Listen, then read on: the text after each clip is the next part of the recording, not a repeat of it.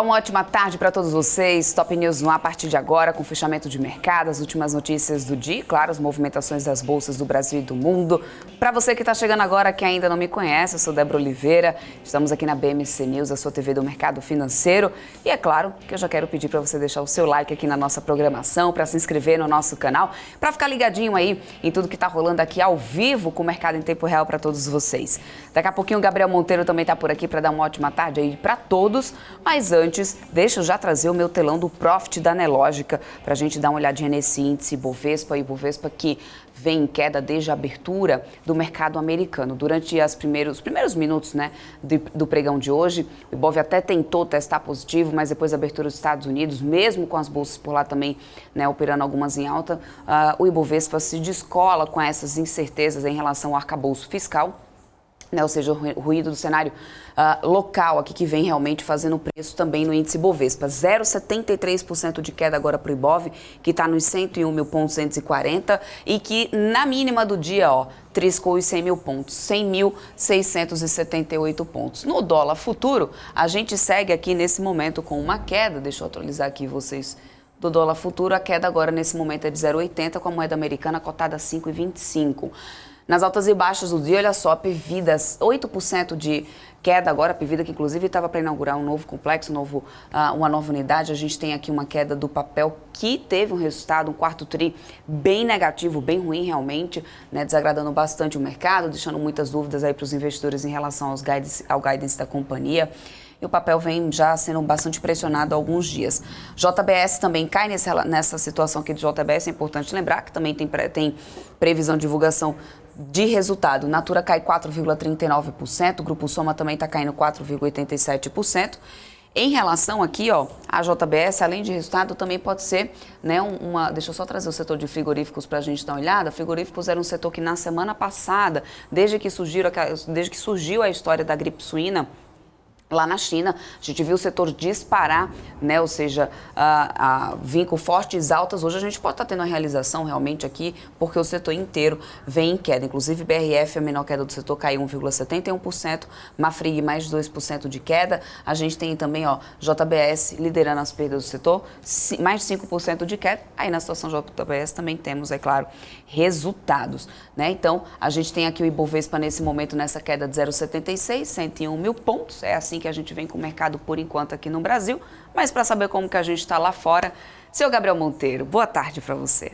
Boa tarde, dona Débora Oliveira. Cenário externo bem agitado, as bolsas internacionais correndo bastante nesse comecinho de semana, principalmente com o domingo, trazendo algumas informações muito importantes para o setor bancário e internacional.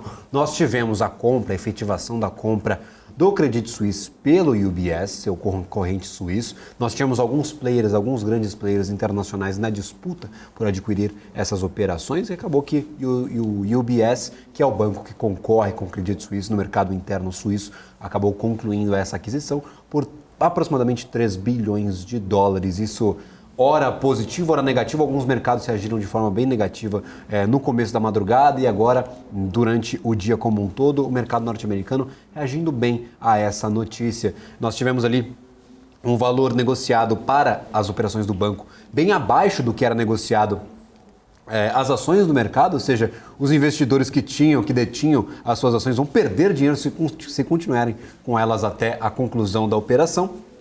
Então a gente viu um despejo ali de ações no mercado, muitos investidores saindo do papel, tentando se desvencilhar dessas ações para, não perder o dinheiro na conclusão dessa aquisição. Por outro lado, nós temos o UBS ganhando um pouco de valor, mas também oscilando entre o positivo e o negativo. Ainda não se sabe se essa notícia é mais positiva do que negativa ou mais negativa do que o positivo. Então a gente vê alguns mercados reagindo negativamente, como foi o caso da Ásia, impulsionada pelo mau humor da sexta-feira no mercado norte-americano e também por essa notícia da aquisição. Todos os principais índices, na verdade, da Ásia fecharam esta madrugada no negativo, enquanto, claro, o mercado norte-americano continua avançando, recuperando um pouquinho, mas bem pouquinho mesmo, das perdas da semana passada. Neste momento, Dow Jones é quem mais sobe, 0,97%, também foi quem mais caiu na semana passada. 0,7% de alta para S&P 500 e Nasdaq ficou boa parte do dia no negativo, agora vira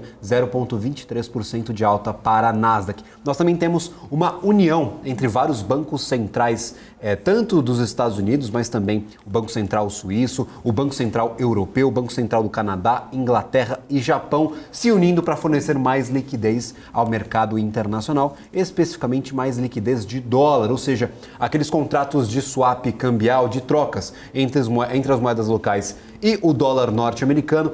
Antes eles eram negociados uma vez por semana, eram negociados semanalmente. Agora, com essa mudança, com essa ação conjunta de vários bancos centrais, eles serão negociados diariamente. Medida essa para fornecer mais liquidez ao mercado internacional e também facilitar a vida dos bancos, tentar estabilizar as operações do setor bancário mundial. Essa é uma das várias medidas que os bancos centrais estão adotando. E claro, falando em Banco Central, nós lembramos que nesta quarta-feira teremos decisão de política monetária nos Estados Unidos. Tem bastante peso sobre essa decisão de política monetária, mercado de trabalho ainda muito forte, inflação fora de controle, mas também, por outro lado, até puxando um pouco o viés do mercado por uma manutenção da taxa de juros, nós temos o setor bancário ainda enfrentando muitos problemas. Então, o último levantamento do CME Group indicava que o mercado, os investidores em geral, estavam bem divididos quanto ao que o Fed vai fazer nesta quarta-feira. Quase metade dos investidores esperam uma alta de 25 pontos base, mas a gente viu nos últimos dias crescer e muito a expectativa do mercado para a manutenção dos juros, do intervalo de juros lá no mercado norte-americano. Então, o que fará o Fed nesta quarta-feira? Também teremos decisão de política monetária aqui no Brasil. Então, super quarta é um dos grandes fatores que move o mercado nesta semana e, claro, uma das grandes dúvidas do investidor internacional. Débora. É isso aí, recado mais do que dado. E a gente vai seguindo por aqui para trazer o nosso giro de notícia para vocês. Mas antes, deixa eu dar um oi aqui pro pessoal que está no chat. Muita gente dando um oi aqui pra gente, viu, Gabriel? Inclusive MPK dizendo assim, ó. Tá chegando aqui a Super Débora Oliveira e o elétrico Gabriel Monteiro. Eu não entendi muito bem o elétrico, viu, MPK? Mas eu sei que Angra 1 teve um recorde aí de energia. Não sei se Gabriel Monteiro tem alguma coisa a ver com isso, mas boa tarde para você, meu querido. Muito obrigada pela sua audiência de sempre. Tá todo mundo por aqui, o Sérgio Rocha, o Solador Torpeiro, que também sempre acompanha a gente por aqui. Joaquim Teixeira, olá, boa tarde para você. Rodolfo Gomes também está por aqui, Carlos dos Santos, boa tarde para você também. Rodrigo, muito obrigada, Rodrigo, por estar aqui com a gente. Bom, Helder também está aqui sempre, todos os dias. Então a gente tem nossa audiência, né, nos acompanhando, nossa melhor do que todas, né, não tem nem o que fazer a não ser agradecer a todos vocês por estarem aqui com a gente. Aquele negócio, né, Débora Oliveira, o pessoal falando que o elétrico é Gabriel Monteiro, se estresse gerasse energia, eu seria o super choque ou o raio negro aqui, seria um super-herói da vida real. Geraria muita energia, a gente ia ter que dispensar várias hidrelétricas aí pelo Brasil. Infelizmente não gera, a gente só perde um pouquinho de cabelo. Então, acho que o elétrico Gabriel Monteiro vai nessa linha aí. É isso. Vamos lá, então. Vamos trazer nosso giro de notícias. A gente começa falando sobre a Randon, gente. A Randon Implementos e Participações divulgou suas prévias operacionais referentes a fevereiro de 2023. A companhia apresentou uma receita líquida de 822 milhões e 500 mil reais, valor 1,5% inferior ao mesmo período do ano anterior. É a primeira vez desde julho de 2020 que a companhia apresenta retração em sua receita mensal. Embora o salto de fevereiro seja inferior, a empresa já soma uma receita agregada nos 2 primeiros meses do ano de 3,4% superior ao primeiro bimestre de 2022, com 1 bilhão e 614 milhões de reais. Olha só, do outro lado, nós temos setores passando por certas dificuldades. A Amazon anunciou novas 9 mil demissões em seu quadro de funcionários. Segundo comunicado, pelas incertezas de curto prazo, a companhia preferiu simplificar a estrutura de custos e de força de trabalho.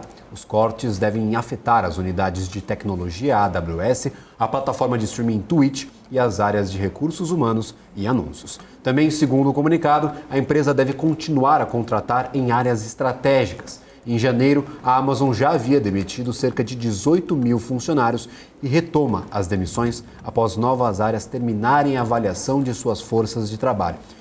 Esse processo de avaliação deve se estender até o final de abril, então pode vir mais demissão por aí, Débora. É preocupante, né, Gabriel? Bom, não é a primeira, e aí a gente só está vendo as companhias anunciarem mais e mais, né, cortes por aí.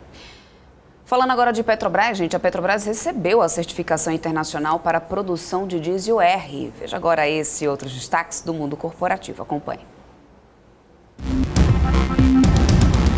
A Petrobras recebeu certificado internacional para a produção de diesel R na refinaria Presidente Getúlio Vargas, a Repar, em Araucária, no Paraná. A certificação fortalece a atuação da companhia na produção de produtos com menor intensidade de carbono e alinhado às melhores práticas de sustentabilidade, segundo o comunicado à imprensa, que foi divulgado nesta segunda-feira. Em nota, a companhia diz que a certificação faz parte de sua estratégia comercial para o mercado de produtos mais sustentáveis, que está em franco crescimento.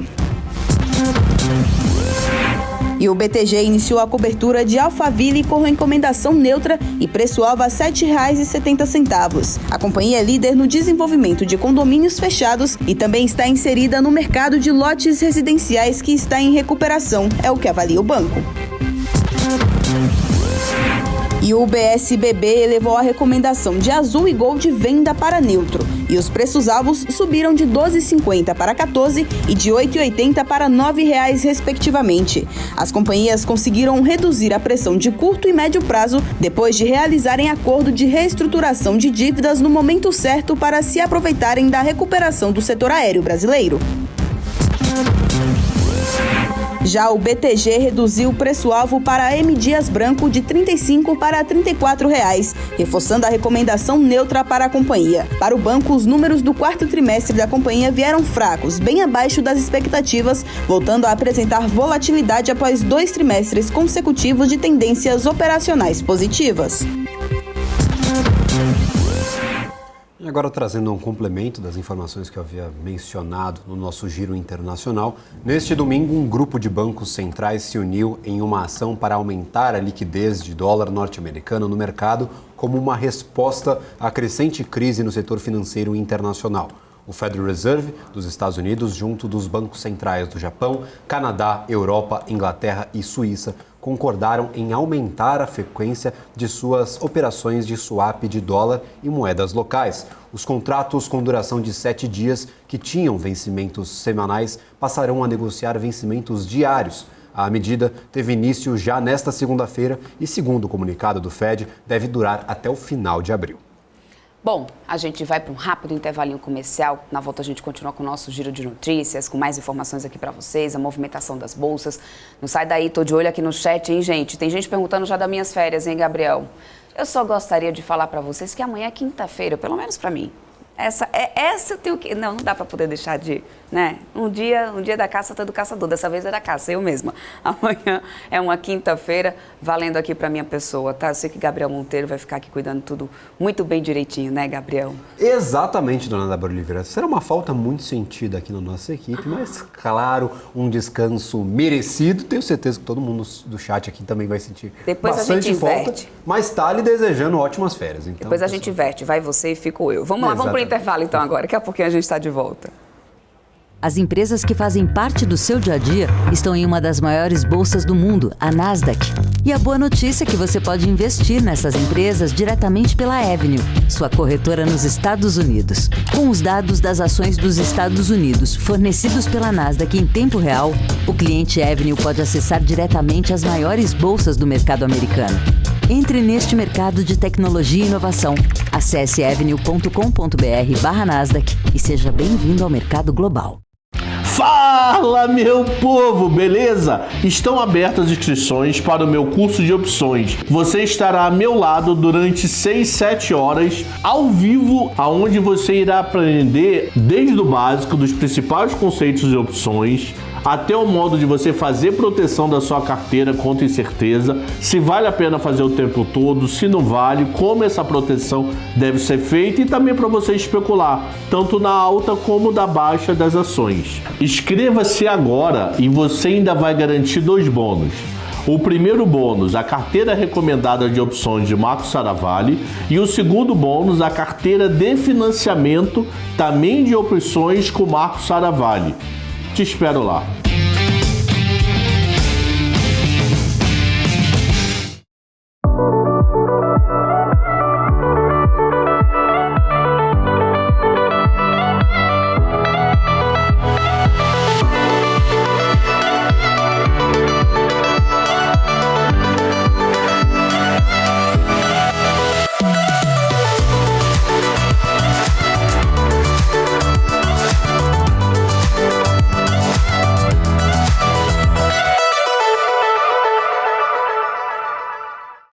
Você está cansado da mesmice? Negociando em plataformas com ferramentas desatualizadas?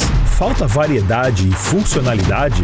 Aproveite nossa grande seleção de ferramentas de trade. Baixas taxas de negociação, suporte em português 24 horas por dia, com mais de 200 criptomoedas disponíveis para trade e a facilidade de depósitos com Pix. Aproveite o futuro agora. Bybit. Abra sua conta hoje mesmo. Bybit.com.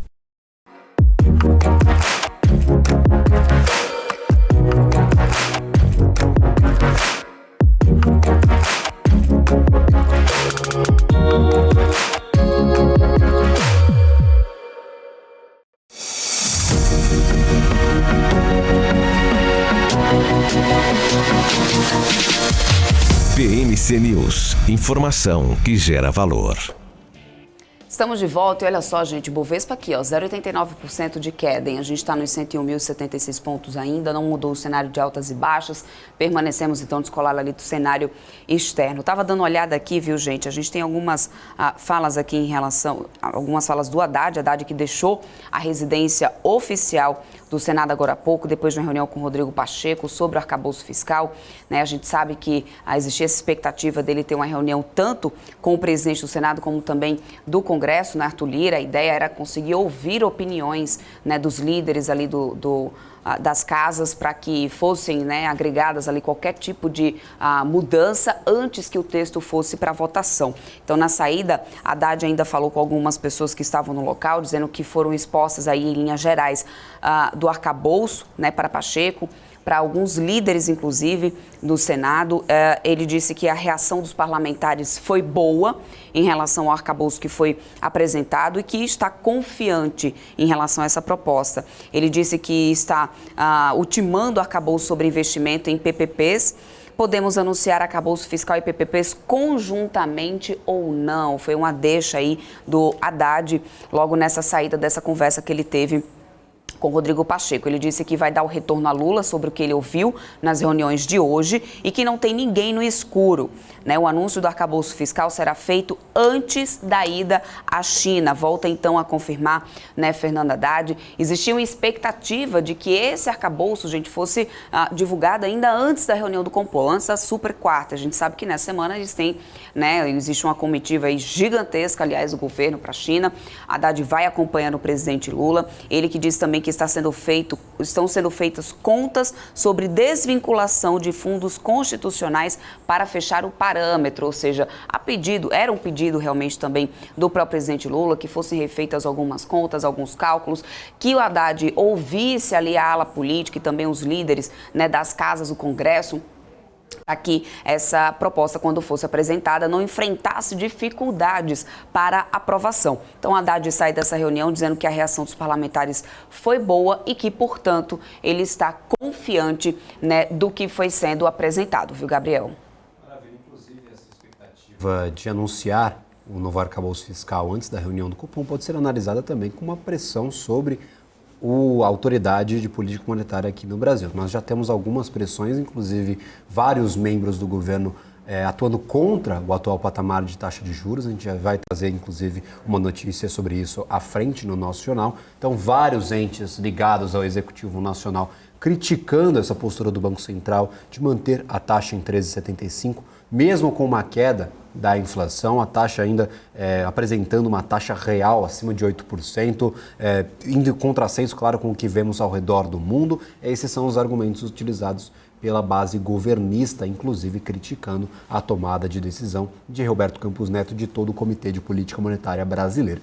Essa tentativa de antecipar, de anunciar o arcabouço fiscal antes, poderia ser, claro, avaliada como uma pressão a mais sobre a autoridade monetária. Vamos ver se essa divulgação ela realmente vai acontecer antes da quarta-feira ou, inclusive, na quarta-feira, antes da divulgação da política monetária, que deve acontecer ali entre as 18 horas, 18 horas e 30. Sempre tem um atrasinho, a gente nunca pode cravar a divulgação pelo Comitê de Política Monetária. No entanto, até às 18 horas nós teremos, claro, que aguardar uma publicação. Se for publicada, se for apresentada essa proposta de novo arcabouço fiscal, depois aí acho que os panos vão estar um pouco mais quentes, as coisas vão estar um pouco mais tranquilas. No entanto, se a gente vê qualquer menção, qualquer divulgação do que está incluso na proposta antes da reunião, essa até corrida para anunciar o mais rápido possível pode ser também uma nova pressão para cima do Banco Central. Débora. É isso aí. Para conversar um pouco mais sobre esse cenário, inclusive político, a gente traz agora o Miguel Daoud, ele que é analista de economia e de política também. A gente já pega o gancho aqui nesse papo, né, nessa notícia que a gente está trazendo. Miguel Daoud, muito obrigada, sempre está aqui com a gente. Ótima tarde para você. Eu que agradeço, é um prazer estar aqui com vocês.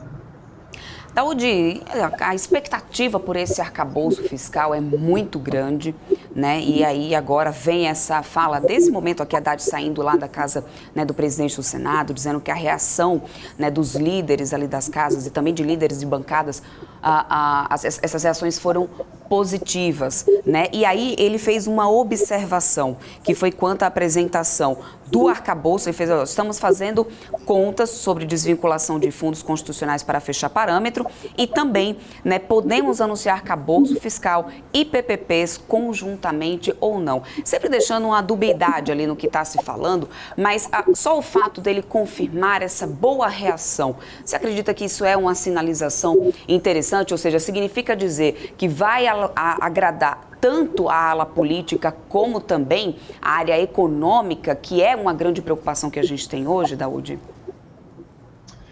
Olha, todos nós esperamos que sim, né? Mas a gente sabe que não existe milagre. Quando ele fala que vai cortar alguns fundos, né, significa que hoje nós temos aí mais de 200 fundos vinculados a determinadas atividades. Em primeiro lugar, nós precisamos saber quais são esses fundos e quais seriam os impactos na nossa economia. Eu acho que é importante a gente entender que não é uma tarefa fácil. Eu acredito mais, né, na possibilidade de que o governo tenha competência para levar ao mercado de que ele estaria comprometido com os ajustes que deveriam ser feitos. Nós temos aí hoje um rombo nas contas previstas de 230 bilhões. O Haddad fala que cortaria esse fundo, esse déficit para 100 bilhões. Aí teria que ver quais seriam esses fundos que vão ser interrompidos, se vai haver desoneração, né, se vai voltar a onerar determinadas atividades econômicas, e tudo isso vai depender muito, né, de como ele imagina. Eu acho que o importante, né, eu acho que o mercado não fala isso, mas nós sabemos que a questão da relação dívida-PIB, na minha opinião, na minha modesta opinião, não é uma situação desesperadora. O que eu vejo como desesperador é a taxa de juros. Nós vamos pagar de juros aí, esse ano, quase 800 bilhões de reais. O Brasil vai pagar para rolar essa dívida. Nós estamos vivendo uma crise de liquidez, uma crise de crédito no mercado internacional. Aí o Banco Central fala: bom, eu vou reduzir a taxa de juros. Qual vai ser o impacto disso na credibilidade, no aumento do crédito para o Brasil? Hoje o Alckmin disse: não, mas a inflação não é de demanda, é de oferta. Não se combate com taxa de juros. Então, qual é o instrumento que o governo vai dar para o Banco Central poder acreditar de que essa inflação de oferta estaria contemplada nesse arcabouço fiscal de forma a evitar essa aceleração da inflação? Eu já disse aqui, a minha opinião é que essa inflação ela adquiriu uma inércia, né? E essa inércia você só consegue interromper se você tiver um gerenciamento das expectativas, ou, como dizem, a ancoragem dessas expectativas dentro de padrões factíveis. Eu acho que é muito cedo para que a gente possa entender o que vai acontecer. Temos que esperar realmente esse arcabouço fiscal para que a gente possa analisar com cuidado, com carinho, para ver se realmente ele vai ser factível da forma como vem sendo colocado. Deixa eu só trazer aqui até, inclusive, o Twitter do Pacheco, ele que acaba, né, de publicar, inclusive, aqui essa reunião que, né, trouxe aqui algumas aspas do Haddad na saída dessa reunião com o Rodrigo Pacheco. E ele publicou agora aqui no Twitter dele exatamente o seguinte: olha, recebi do ministro da Fazenda, Fernando Haddad, acompanhado do secretário executivo do Ministério, Gabriel Galípolo, e do senador Jacques Wagner, líder do governo do Senado, linhas gerais da proposta do novo marco fiscal para substituir o teto de gastos. Temos de promover uma ampla discussão no Congresso no sentido de assegurar os investimentos que precisam ser feitos nas áreas da saúde, da educação, da segurança e da infraestrutura, além dos projetos sociais, mas sem deixar de lado a sustentabilidade das contas públicas. Ele divulgou aqui, inclusive, uma foto, está aqui Fernando Haddad, Rodrigo Pacheco aqui do lado, né? Agora há pouco, tem alguns minutinhos apenas, né, que ele trouxe aqui esse Twitter e grifando aqui, ó, que é preciso ter uma conversa aí muito grande com o Congresso, ter uma ampla discussão, promover uma ampla discussão no Congresso para assegurar esses investimentos na área da saúde, da educação, da segurança e infraestrutura e projetos sociais, mas sem deixar de lado a sustentabilidade das contas públicas, que é uma grande preocupação do mercado, é uma preocupação do PT em manter isso, é uma preocupação do mercado em manter a saúde das contas públicas e, no final das contas, Gabriel, a gente fica, né? O que vem desse arcabouço fiscal? Exatamente, incluindo outro tema que o Miguel ele abordava na sua fala. A gente critica muito os juros, mas se não os juros, qual ferramenta utilizar? Então, acho que a gente tem que promover esse debate tanto para a saúde das contas públicas. Nós estamos pagando muito dinheiro em juros para dívida pública, nós estamos também impedindo os investimentos de grandes companhias por conta desses juros, às vezes inclusive proibitivo.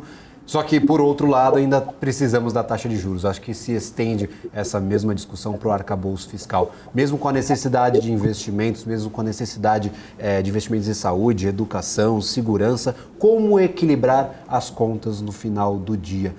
Parece claro esse caminho da UDI? Há algum ponto específico que deve estar presente nessa reforma como uma solução apresentada pelo mercado, ou ninguém faz a mínima ideia de como pode ser apresentada esse equilíbrio entre as duas questões? Porque muito se criticava sobre o teto de gastos por ser proibitivo para investimentos.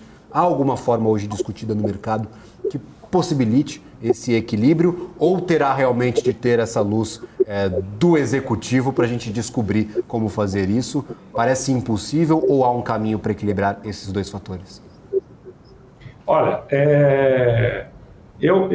algumas informações nós temos em relação a como esse assunto vai caminhar, né? Hoje, o teto de gasto, eu concordo plenamente, ele é inviável, né? Nesse momento em que nós estamos vivendo, porque quando ele foi elaborado lá pelo Michel Temer, não se sabia que nós íamos ter uma pandemia, não se sabia que nós teríamos aí essa situação da Ucrânia, né? Agora, essa alta de juros que está enxugando a liquidez, não se sabia que isso ia acontecer, porque se soubéssemos, o teto de gasto não teria nenhuma viabilidade como não teve, né? O próprio governo Bolsonaro não conseguiu, né? Precisou mudar o período de apuração, depois precisou de decretos. Se nós formos somar tudo isso, nós vamos chegar na casa aí de quase 1 trilhão que o teto de gasto proibiria de ser colocado. O que o governo espera, né? Então, aqui tem alguma linha desse arcabouço que que o Haddad coloca. Nós temos despesas e temos receitas, né? O que nós percebemos é que há um aumento das receitas. As receitas estão aumentando, né? Quando o presidente do Congresso da Câmara, né, o Arthur Lira, fala da questão de saúde e educação, as verbas destinadas à saúde e educação ficariam vinculadas à receita, né? Não mais à questão do PIB, né? Porque hoje você tem um percentual, hoje seria relacionado à questão da receita. Aí o que você teria? Você teria uma flexibilização, né, em momentos em que a economia estiver bem. Em momento que a economia não estiver bem, você tem uma flexibilização sem ferir lei de responsabilidade fiscal entre receita e despesa.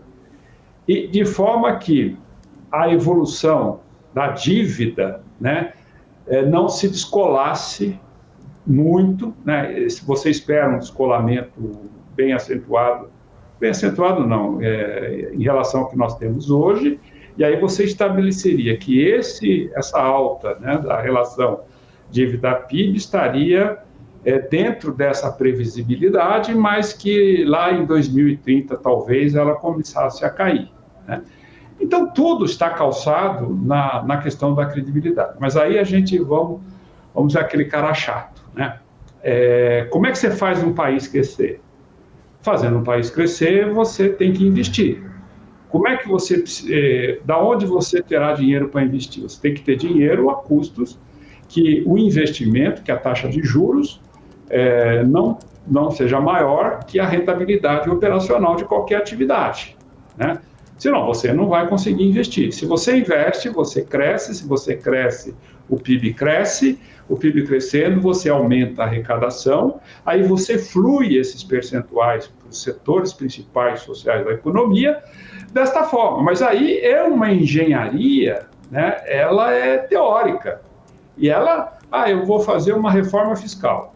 Eu, particularmente, sou meio cético, né, com uma reforma fiscal, quando o Congresso hoje, grande parte da bancada do Congresso é aquela bancada TikTok, que fica no TikTok, no WhatsApp, no Instagram, e não tem nem noção do que vem a ser uma reforma tributária, né? Então, eu acho que temos aí uma grande dificuldade. Então, o que o governo, né, Lula tenta fazer é convencer o mercado de que esse arcabouço fiscal, né, será factível diante de certas medidas. Agora, você sabe que o mercado é cético, né? Ele precisa, como São Benedito, né, saber para crer. Então, vamos ver, né? Não existe uma forma de você apertar um botão e falar, não, a partir de amanhã tudo será diferente. Não, a economia real, ela não muda na velocidade que muda, né, a expectativa. Se você tem uma estrutura para mudar a expectativa e trazer para o presente um cenário mais otimista, você começa a mexer mais rapidamente com a economia real. Então, aí que está o segredo. Mas a gente já percebe claramente dentro do PT que tem setores que não concordam. Quando o Arthur Lira coloca, não, nós vamos discutir isso amplamente no Congresso. Eu não sei se o Congresso está disposto a discutir nesse momento qualquer medida, pelo menos no passado nunca teve, né? Só discute quando a coisa chega, quando a corda fica no pescoço. Será que ele está disposto a discutir isso agora com essa polarização ideológica que ainda existe no Congresso? O Arthur Lira já disse, a situação aqui está difícil. Então há uma grande preocupação, sim, né? E eu acho que a gente, né, nós temos que se preocupar exatamente porque essa crise que vive aí o mercado internacional não acabou, né?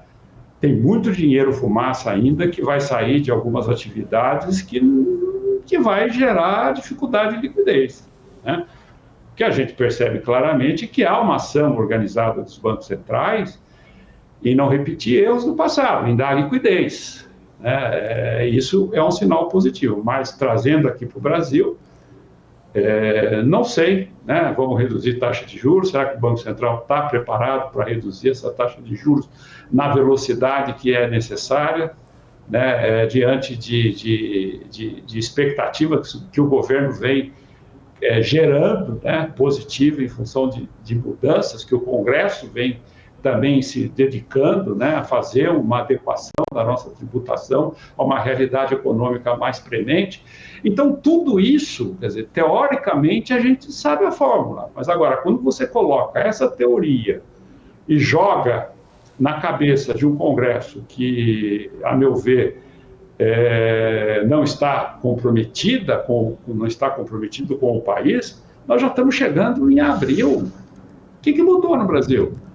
Qual é o projeto do presidente Lula para o Brasil? As comissões do Congresso ainda não se sabe. Estão discutindo o quê? CPI dos atos do dia 8, estão discutindo CPI, estão querendo... Então, você não vê um foco, né, do nosso parlamento na gravidade que o Brasil, quer dizer, que o mundo está vivendo, que o Brasil faz parte desse planeta, não está em outro planeta, né, porque tinha ministro que achava que o Brasil estava em Marte, ele não estava aqui. Então, o que nós precisamos é exatamente esse entendimento. Né? Mas a gente nunca... vocês podem reparar, não existe no contexto da discussão econômica do Brasil a necessidade de cada ente da federação de ter um comprometimento com medidas que tragam para o presente um cenário para que a economia possa começar a mudar rapidamente. Nós estamos chegando em abril e o mercado financeiro não sabe ainda. A liquidez está ali estreita. Então, essa habilidade, ela tem que existir por parte dos entes da federação, do judiciário, do legislativo, do executivo, para que a gente possa levar esse cenário para frente. Então, eu continuo insistindo nessa tese, porque a gente sabe que o que vai mudar, o que teria que mudar é exatamente a expectativa. Se não mudar, a economia real não muda com promessas ou com estimativas que possam vir a ser feitas. Miguel, para falar que eu não vi nenhuma votação importante na Câmara e no Senado, eu vi uma votação para reduzir o expediente dos senadores e deputados. Então, acho que essa votação ela foi bem recebida pelos políticos aqui brasileiros. Agora, sobre outras grandes questões referentes à nossa posição geográfica, à nossa posição econômica, a crise internacional na economia, eu acho que está passando um pouco batido aí dos nossos amados políticos. Daudi, só para poder a gente não deixar de falar, inclusive, né, você como economista, que eu prefiro aproveitar a sua presença para falar um pouquinho sobre essa crise que a gente está vendo no sistema financeiro, sistema bancário aí no mundo, né, ou seja, no final de semana, muita corrida contra o tempo aí para poder tentar essa recuperação em relação ao Credit Suisse, a gente vendo aí ações de grandes bancos despencar, inclusive, o alerta, o medo que fica, né, dos investidores até da própria população do mundo inteiro. O que vai acontecer amanhã? Será que eu vou conseguir tirar o meu dinheiro ou não? E mais, o setor bancário no Brasil está blindado a qualquer tipo de situação que esteja acontecendo lá fora. Esses bancos que estão lá fora, todos hoje sofrendo com todo esse cenário, né, econômico, o Brasil, as instituições brasileiras estão blindadas de alguma forma disso ou não, Daudi? Estão totalmente blindadas, por uma razão muito simples, né? Os bancos do Brasil carregam títulos do governo brasileiro, né? Então, por isso que há uma necessidade do Brasil ter o equacionamento dessa questão da sua dívida, do que ele paga de juros, porque hoje os títulos do governo estão na mão dos bancos, né? Nós não temos títulos, né, diretamente que poderiam ser atingidos, que possa nos atingir agora, né, com essa crise internacional. Porque o que eu vejo de positivo, né, e o que eu vi de positivo é uma ação ordenada, dos bancos centrais, de poder equacionar, de continuar dando liquidez para o mercado, né? Mas hoje eu li alguma coisa, vi que as pessoas, mas, poxa, o UBS comprou o Credi, por que o mercado está ruim? Vocês sabem muito bem, né, que o mercado... ele tem pessoas que acreditam em alguma coisa e pessoas que não acreditam. Então, as pessoas que não acreditavam, né, os investidores, melhor dizendo, que não acreditavam de que esse acordo sairia no fim de semana e que os bancos centrais anunciariam uma ação ordenada para evitar as crises que nós tivemos no passado, essas pessoas tiveram que ajustar suas posições. E quando você vai em busca de um ajuste de posições, dependendo em que posição você estava, você acaba gerando esse movimento que nós vimos hoje, né? Que as pessoas, mas por que então está caindo? Por que... É questão de ajuste de posição. Amanhã será outro dia. Amanhã, esse cenário pode ser diferente. Então, mas o mais importante, eu acho que os nossos amigos que estão aí nos assistindo, os investidores, tenham em mente o seguinte: os bancos centrais estão preocupados, eles vão dar liquidez para esse mercado, Eles não vão deixar o sistema financeiro ir para o brejo, ou tentar ir para o brejo. O que a Suíça fez, nunca fez, né? Vai jogar aí bilhões para poder segurar o sistema financeiro. Então, isso tem duas coisas, né? Se for perguntar para o Daoud, que é pessimista, ele vai dizer, é porque a situação está feia, né? Por isso que está todo mundo preocupado se os bancos estão fazendo isso. Não, e o otimista vai dizer, não, daqui para frente nós vamos continuar, né? Caminhando, evidentemente, com dificuldade, porque enxugar quase aí 18 trilhões de dólares do mercado que estão voando em atividades sem rentabilidade operacional, não vai ser uma tarefa fácil, mas o fato de haver um comprometimento dos bancos centrais, né, e dos grandes países em tentar segurar essa crise é otimista, né? Então, nesse momento, eu acho que começam a surgir grandes oportunidades de investimento, né? Mas, evidentemente, com moderação, não é achar que vai ficar rico a semana que vem, né? Se você tem moderação, eu acho que sempre tem oportunidades, porque se você analisar, pegar o mercado financeiro e retroceder 120 anos, você vai perceber que sempre teve oportunidades e o mercado nunca acabou, nunca virou pó, né? Com exceção em algum momento de guerra, e o resto foi tudo questão de oportunidade. Então, portanto, vamos ser otimistas, né? Vamos acreditar de que essa crise não vai ter um desfecho muito pior dessas passadas recentes que nós tivemos.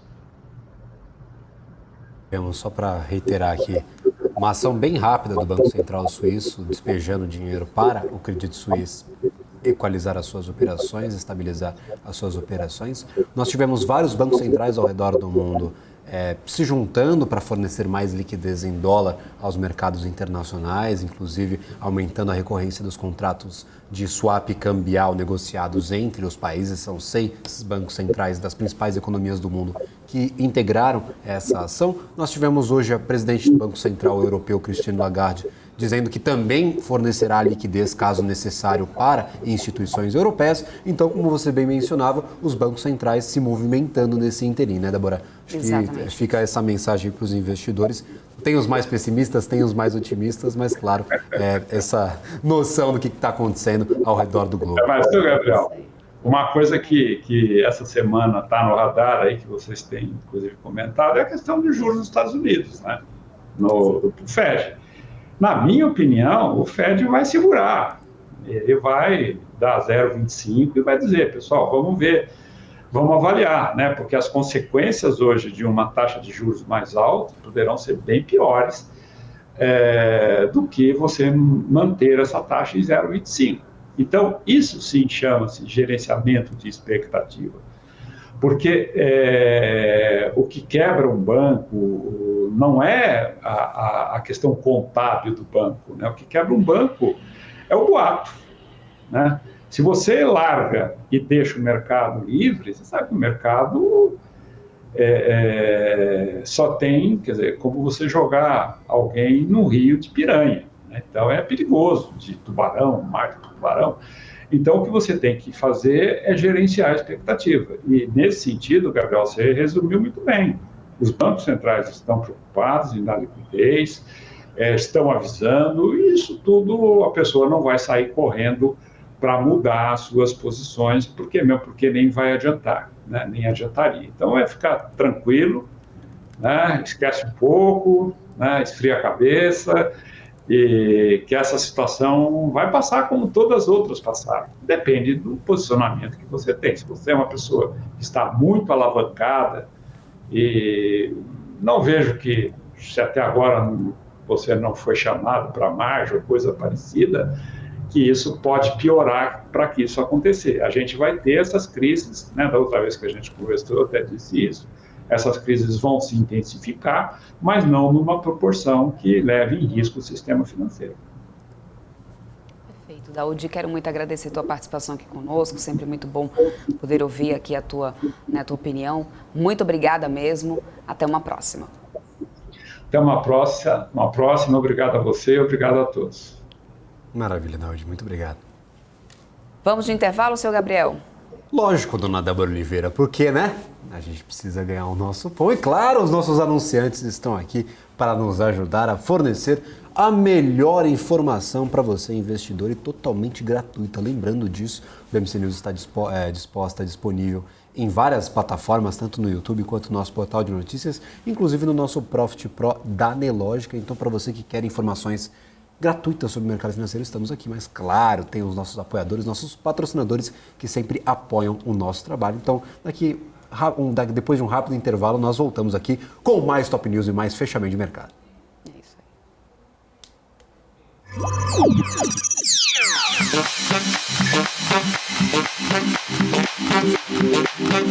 Entendemos completamente os sistemas, tecnologia e infraestrutura necessários para criar o ambiente de negociação ideal para os nossos clientes. E o Trader Active conta com vantagens que fazem toda a diferença no dia a dia de operações. Aqui você pode negociar com as plataformas mais poderosas do mercado financeiro.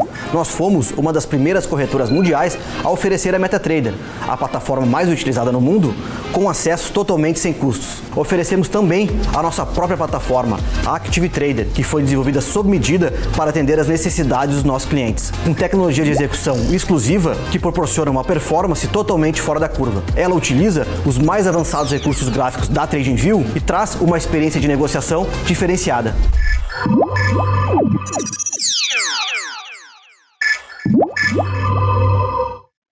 Fala, meu povo, beleza? Estão abertas as inscrições para o meu curso de opções. Você estará ao meu lado durante 6-7 horas, ao vivo, aonde você irá aprender desde o básico dos principais conceitos de opções, até o modo de você fazer proteção da sua carteira contra incerteza, se vale a pena fazer o tempo todo, se não vale, como essa proteção deve ser feita, e também para você especular, tanto na alta como na baixa das ações. Inscreva-se agora e você ainda vai garantir 2 bônus. O primeiro bônus, a carteira recomendada de opções de Marco Saravalli, e o segundo bônus, a carteira de financiamento também de opções com Marco Saravalli. Te espero lá.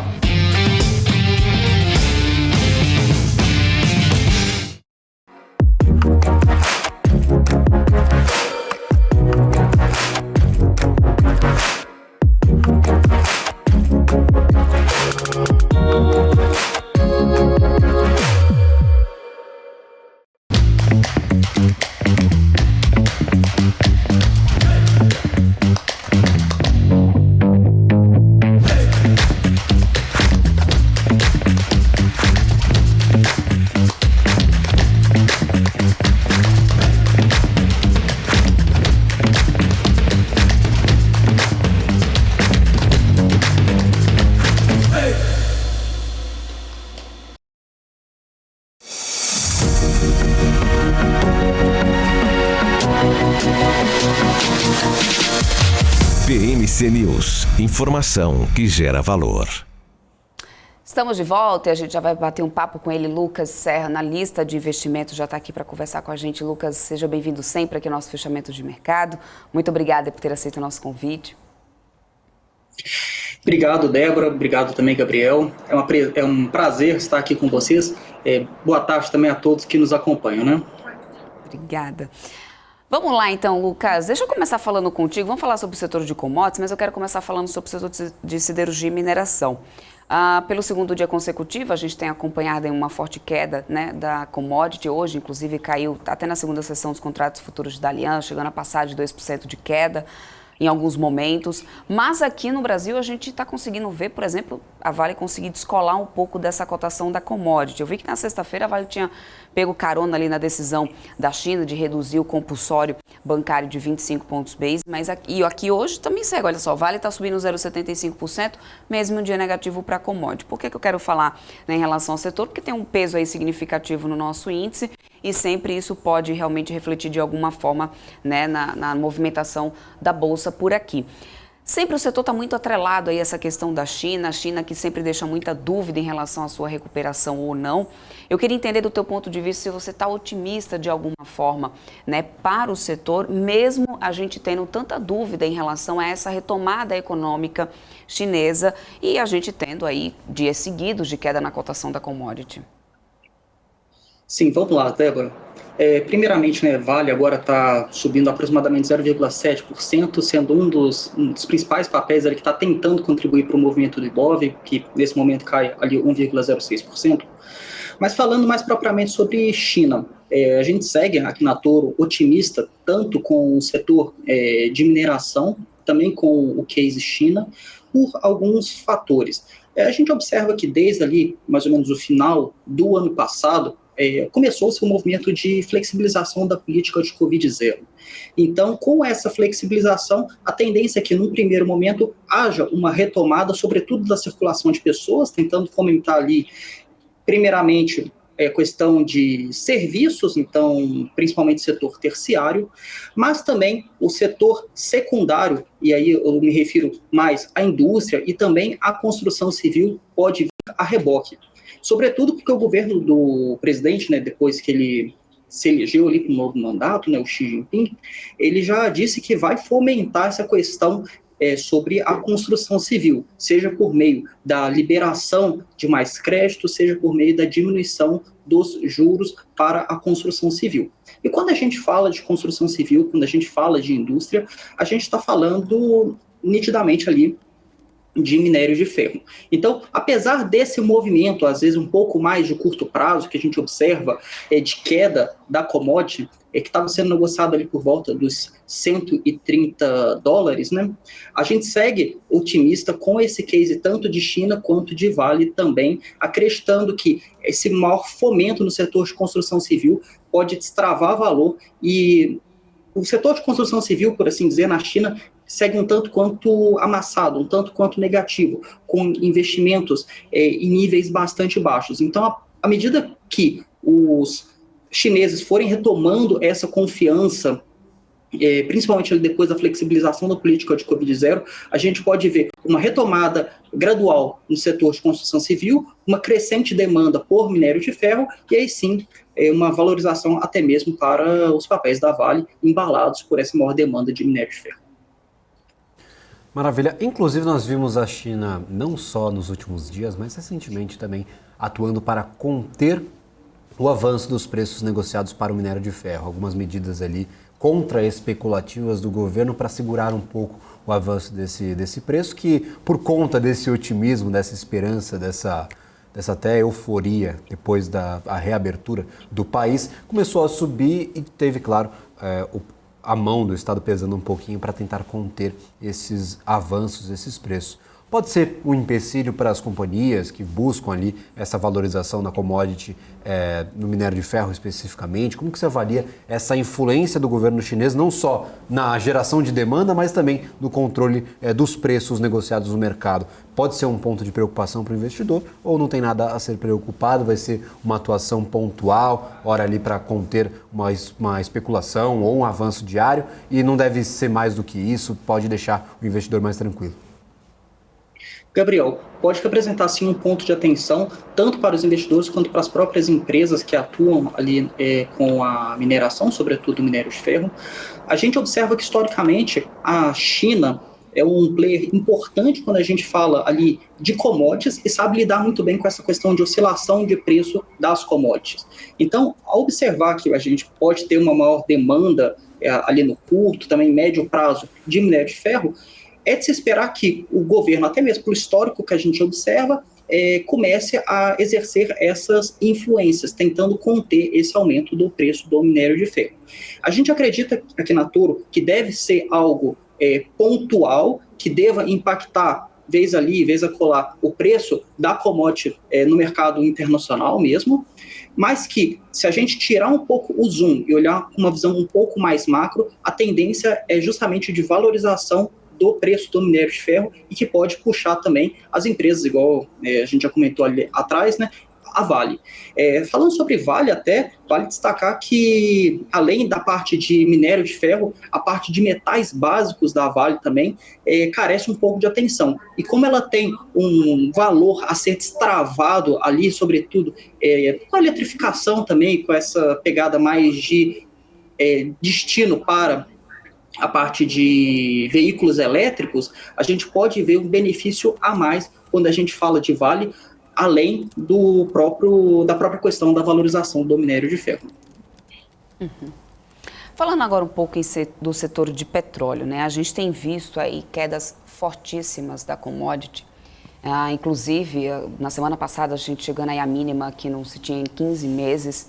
A OPEP+ até chegou a se manifestar, dizendo que via essa queda aí na semana com os preços do petróleo indo para as mínimas, que a gente já não acompanhava de mais de um ano, devido justamente apenas a essa crise, a esses temores financeiros, e não estaria relacionada a nenhum desequilíbrio entre demanda e oferta, e eles tinham expectativa de que melhorasse, né, logo de pronto, ou seja, sendo apenas, não sendo uma questão que é recorrente, não é a questão de oferta e demanda, e sim essa crise financeira. A gente tem mais um dia de queda aqui, né? Teve um dia mais de queda e muita volatilidade na cotação do petróleo Brent, que está ali na casa de praticamente $70 o barril. E eu queria entender se, no teu ponto de vista, você vai em linha com essa visão da OPEP+, ou se você acredita que a gente ainda sofre impacto aí em relação à questão de demanda do petróleo, tanto por causa de uma retomada econômica do país, como também por causa da guerra na Ucrânia, que não acabou, e a gente sabe que existe todo um imbróglio ali em relação ao valor do teto, né, do petróleo russo, e tudo isso também faz preço na commodity, né, Lucas? Sim, Débora. Eu vou em linha ali com o que o OPEP disse realmente. Eu acredito que essa desvalorização mais recente do petróleo, que chegou a testar ali a região dos $70 o barril, tem mais a ver com essa questão mais de temores sobre essa crise financeira, essa crise econômica que a gente vem observando ali desde o dia 10 de março, quando a gente observou, né, a falência do SVB.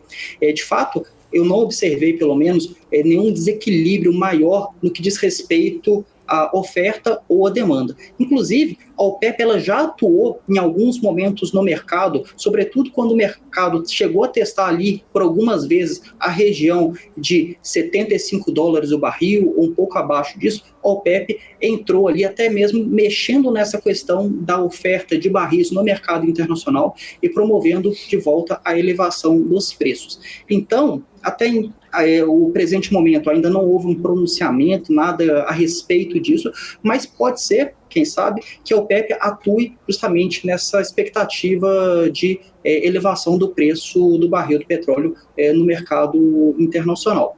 Vamos ver se isso de fato acontece. E lembrando, assim, quando a gente tira um pouco o cenário macro, tira um pouco o zoom para olhar o cenário macro, o que a gente observou, principalmente ali durante os primeiros meses da guerra entre a Rússia e a Ucrânia, foi uma elevação do preço do barril do petróleo no mercado internacional, inclusive ocasionando a inflação em diversas praças, sobretudo nos Estados Unidos, que na tentativa de conter essa inflação usou grande parte, uma parte relevante ali das suas reservas internacionais. Essas reservas, elas devem ser repostas em algum momento. Então, a gente ainda não observou essa demanda um pouco mais forte vindo dessa reposição de reservas, mas isso em algum momento também deve acontecer. Então, aqui na Tolo, a gente também segue um pouco mais otimista para o preço do barril de petróleo no mercado internacional. A gente acredita aqui que a gente pode observar algumas empresas sendo beneficiadas desse movimento. Empresas principalmente ali que a gente classifica como Junior Oils, com destaque para 3R, para a própria Prio, que a gente mantém recomendações de compra nas duas. Maravilha, inclusive nós tivemos uma notícia muito importante para a 3R na última sexta-feira, a afirmação ali da continuidade do acordo pelo Polo de Exploração Potiguar com a Petrobras. Tinha ficado em dúvida se o acordo seria finalizado ou não depois daquela reunião do ministro de Minas e Energia junto de Fernando Haddad anunciando a tributação de exportação de óleo cru, também anunciando ali um pedido para a Petrobras para segurar todos os processos de desinvestimento por no mínimo 90 dias. Então não se sabia se a 3R conseguiria concluir essa aquisição do Polo Potiguar. É uma notícia ainda muito positiva, destrava bastante valor para a companhia, ou ainda há muitas dúvidas sobre a otimização da extração de óleo desses campos campos de exploração. A 3R ainda tem algumas dificuldades a serem enfrentadas antes que esse valor seja destravado. Se eu não me engano, tinha analista com essa aquisição do Polo Potiguar, cotando ativo ali acima dos R$80. Então, como é que está a sua avaliação? Por que Potiguar pode ser uma grande avenida de crescimento para a 3R Petróleo? Vamos lá, Gabriel. A gente realmente observou, depois daquela reunião e também das cartas, né, que o Ministério de Minas e Energias enviou para a Petrobras, de um certo risco mais referente ali ao Polo Potiguar. Mas na última sexta a gente teve tanto o fato relevante divulgado pela própria Petrobras, quanto o fato relevante divulgado pela própria 3R, comunicando que contratos que já estavam assinados não apresentavam mais risco de caducarem, se a gente pode chamar assim, né? Isso daí, de fato, trouxe um alívio para os analistas, trouxe um alívio para o mercado de uma forma geral. Então, até mesmo na sexta-feira, a gente observou 3R se valorizando por volta ali de 17%. Hoje, uma leve correção frente à alta de sexta-feira, mas uma correção um tanto quanto natural. Continua acreditando que o Polo Potiguar tem grande capacidade de destravar valor para a companhia. De fato, com o aumento da produção, não só do Polo Potiguar, mas também dos outros clusters ali, sobretudo o cluster offshore, a gente pode observar uma queda do lifting cost da 3R, que se a gente compara com o da Prio, por exemplo, ainda se encontra em patamares um tanto quanto mais altos, só que com esse passar do tempo, à medida que os polos eles forem sendo revitalizados e amadurecidos, de fato, a gente pode observar uma queda do lifting cost.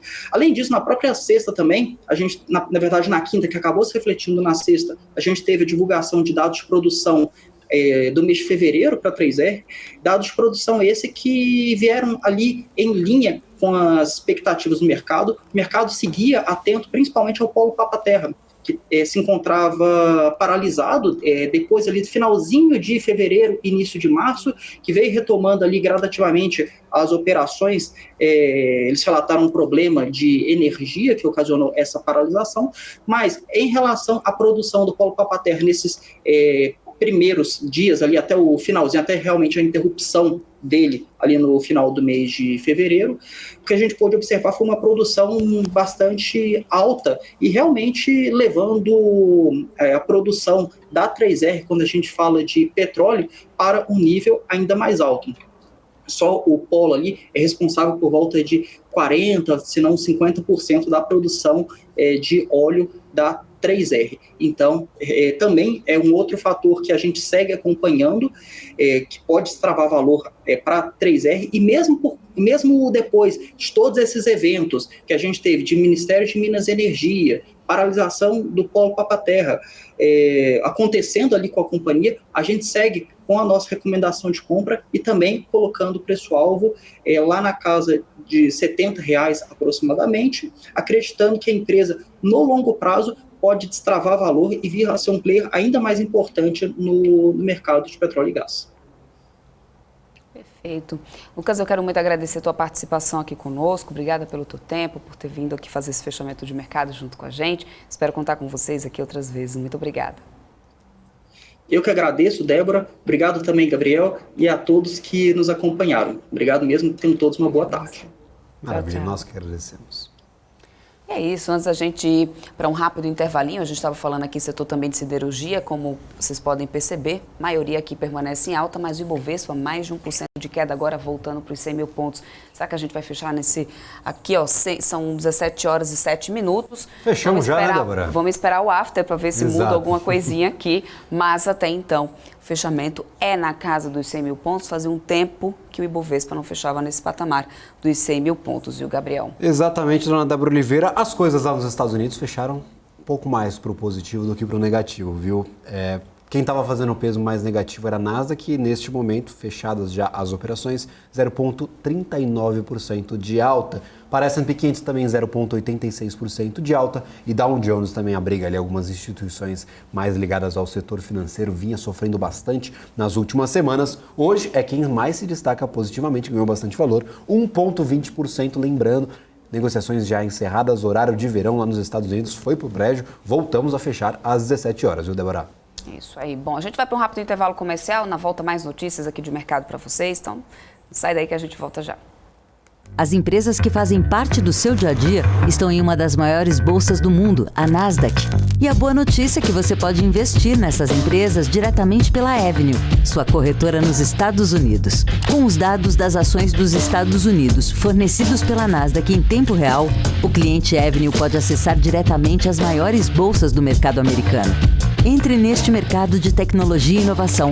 Acesse avenue.com.br/Nasdaq e seja bem-vindo ao mercado global.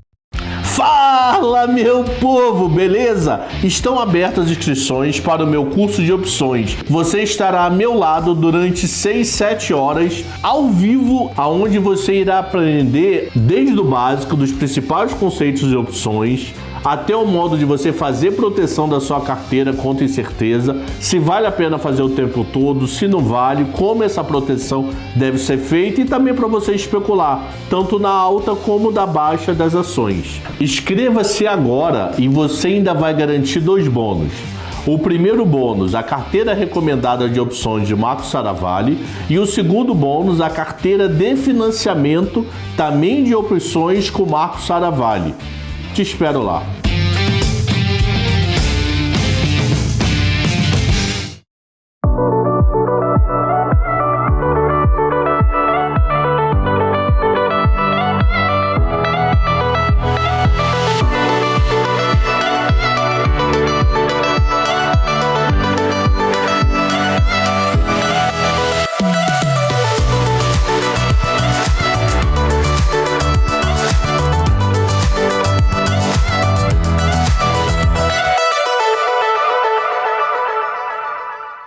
Você está cansado da mesmice? Negociando em plataformas com ferramentas desatualizadas?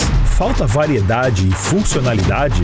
Aproveite nossa grande seleção de ferramentas de trade. Baixas taxas de negociação, suporte em português 24 horas por dia, com mais de 200 criptomoedas disponíveis para trade e a facilidade de depósitos com Pix. Aproveite o futuro agora. Bybit. Abra sua conta hoje mesmo.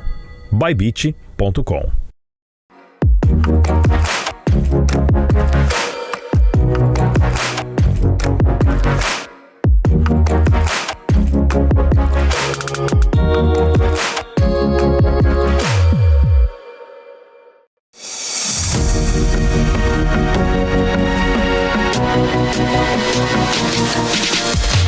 PMC News. Informação que gera valor. Estamos de volta, vamos para mais um giro de notícias. Olha, a usina termonuclear Angra 1 bateu recorde de geração em janeiro de 2023, atingindo a marca de 485 gigawatts-hora, superando a sua melhor marca em julho do ano passado, que tinha sido de 483,7 gigawatts-hora. Essa foi a maior produção de energia registrada em um mês de toda a história, né, da usina. Segundo a empresa, inclusive, nos últimos anos, a equipe vem já trabalhando para poder aprimorar o desempenho e a produtividade da usina, que estão entre as melhores, uma das melhores do mundo nuclear, no setor nuclear. De acordo com a superintendente da unidade, a Abelardo Vieira, a melhoria se deve à dedicação dos engenheiros e técnicos da área de performance térmica, operação e manutenção. Entre esses fatores se destacam a limpeza dos 48 mil tubos das caixas dos condensadores do sistema secundário, as melhorias na instrumentação de leitura de vários parâmetros eletromecânicos e também na redução de perdas de vapor que otimizam a operação das turbinas, além do uso mais efetivo da água que é empregada na condensação de vapor no ciclo de operação termodinâmico da usina. O Fundo Garantidor de Crédito, FGC, informou que o liquidante da financeira BRK liberou as informações para que o FGC dê sequência ao processo de pagamento da garantia aos seus investidores. Segundo o órgão, com a liberação das informações pela instituição liquidada, os credores deverão fazer a identificação por biometria no aplicativo do FGC e informar a conta de sua titularidade para recebimento da garantia. Os passos relacionados à assinatura do documento e informações sobre o processo poderão ser consultados no aplicativo com o uso da senha cadastrada. Após a assinatura do documento no aplicativo, o crédito do valor é realizado na conta de titularidade do credor em até 48 horas. A BRK Financeira tem base estimada de 42 mil credores com depósitos elegíveis ao pagamento da garantia, que somam 1 bilhão e 700 milhões de reais. Há algumas semanas, o FGC havia informado que quase metade dos credores já havia feito o cadastramento prévio no aplicativo. Essa é uma primeira vez que o fundo realizará um pagamento totalmente de forma digital em caso desse porte. E a XP tem mantido a projeção da Selic estável em 13,75% até o fim de 2023, mas reconhece que a crise bancária lá fora e o aperto nas condições de crédito no Brasil, além das discussões sobre o novo arcabouço fiscal, contribuem para a possibilidade de corte na taxa esse ano. Em relatório, os economistas da corretora dizem que, mesmo que os choques se dissipem, o Copom pode argumentar que as taxas de juros reais ao redor de 8% são bastante elevadas, sendo possível alguma flexibilização gradual mantendo a política monetária no campo contracionista.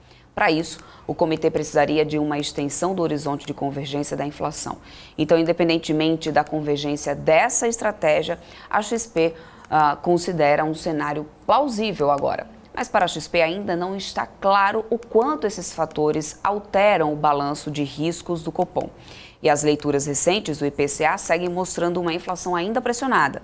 Eles consideram que o comunicado do Copom dessa semana deverá mudar consideravelmente em relação à reunião anterior.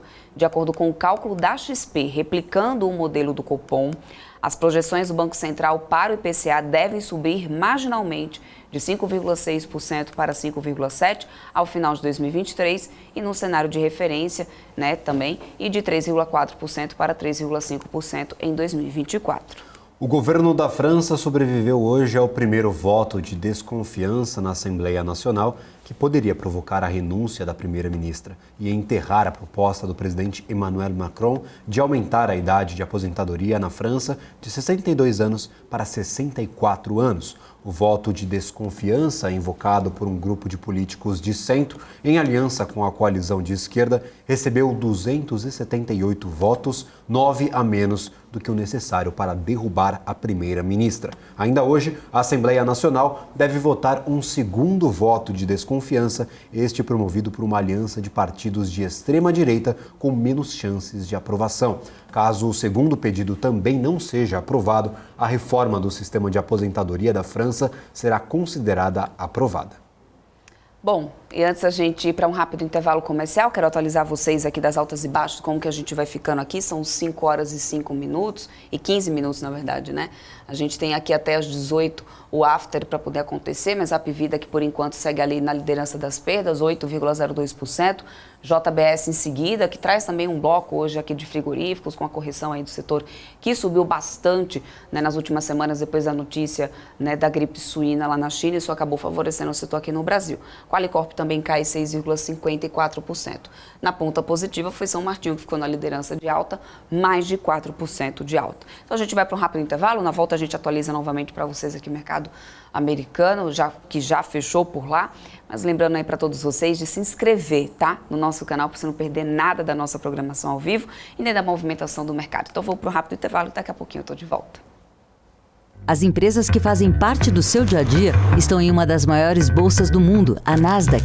E a boa notícia é que você pode investir nessas empresas diretamente pela Avenue, sua corretora nos Estados Unidos. Com os dados das ações dos Estados Unidos fornecidos pela Nasdaq em tempo real, o cliente Avenue pode acessar diretamente as maiores bolsas do mercado americano. Entre neste mercado de tecnologia e inovação. Acesse avenue.com.br/Nasdaq e seja bem-vindo ao mercado global. Você está cansado da mesmice? Negociando em plataformas com ferramentas desatualizadas? Falta variedade e funcionalidade? Aproveite nossa grande seleção de ferramentas de trade. Baixas taxas de negociação, suporte em português 24 horas por dia, com mais de 200 criptomoedas disponíveis para trade e a facilidade de depósitos com Pix. Aproveite o futuro agora. Bybit. Abra sua conta hoje mesmo. Bybit.com.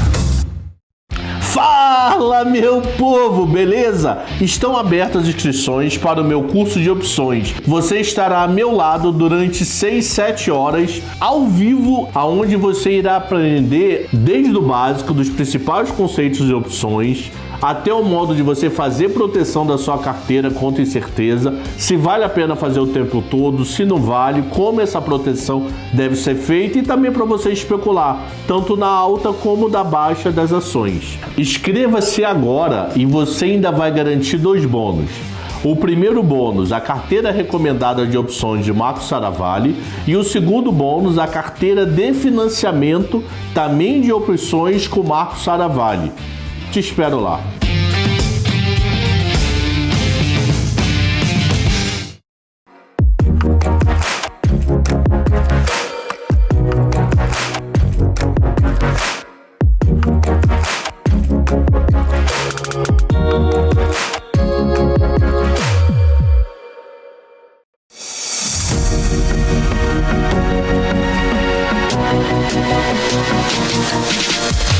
BMC News, informação que gera valor. Estamos de volta com o BMC Top News, fechamento de mercado, mas lembrando, tem mercados que nunca fecham, dona Débora Oliveira, é o caso do mercado de criptoativos. Quando está todo mundo subindo, é fácil falar de criptoativo, lembrando, nós falamos todos os dias por aqui, na alta, na baixa, na alegria, na tristeza. Tristeza, eu dei uma de... candidato do novo agora, mas a gente tem o mercado de criptoativos hoje totalmente no negativo, corrigindo um pouco os movimentos de forte alta dos últimos dias, inclusive em contrassenso com os mercados internacionais e com a crise do setor bancário. Inclusive pode ser um dos grandes motivadores dessa forte alta de cripto. O pessoal meio desconfiado, descontente com o setor bancário tradicional internacional e apostando nas criptomoedas, nos criptoativos, como uma forma de reservar valor para o seu patrimônio. Nós temos aqui um Bitcoin que foi dos 16 mil dólares, 15 mil dólares, para a gente colocar a mínima do ano, para 25 mil dólares nos últimos dias. Chegou a bater os 27, 28 mil dólares, agora devolvendo um pouquinho dessas fortes altas, 24.445 dólares, patamar importante. Nós, antes dessa grande crise, estávamos ali por volta dos 19 mil dólares, inclusive com algumas dificuldades operacionais do Silvergate Bank, que prestava